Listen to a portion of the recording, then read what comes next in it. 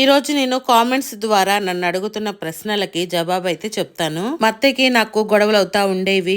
నేను పుట్టింటికి వెళ్ళేదాన్ని అలిగి. అలా పుట్టింటికి వెళ్ళినప్పుడు నాకు బుద్ధొచ్చి మళ్ళీ వచ్చి మా వారిని మా అత్తయ్య వాళ్ళ నుంచి వేరేగా తీసుకెళ్లిపోయాను అని ఒక వీడియో అయితే పెట్టాను కదా.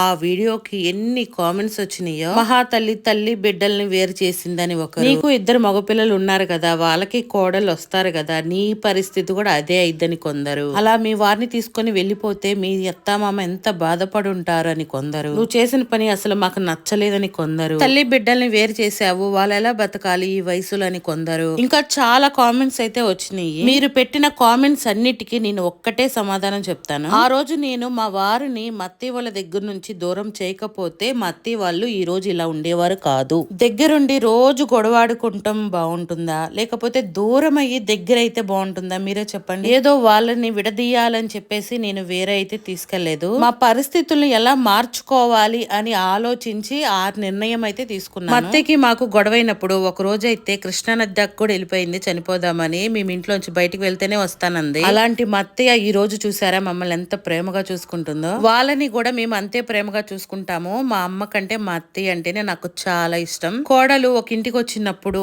అత్తనే అమ్మలాగా చూసుకోవాలి, నేను ఫస్ట్ నుంచి చూస్తుంది అదే. కానీ మా అత్తయ్య మాత్రం చెల్లెళ్ళు, అక్క, కూతురు వీళ్ళే సర్వస్వం అనుకునేది. ఈ రోజు తెలుసుకొని ఎవ్వరు నాకు అవసరం లేదు, నా కొడుకు నా కోడలు మనవళ్ళు ఉంటే చాలు అని అంటుంది. ఈ వయసులో వాళ్ళు ఎలా బతుకుతారు అని అడిగారు కదా, మీరే చూస్తున్నారు కదా ఎలా ఉన్నారు అన్నది. ఇదంతా దేవుడి కృపే.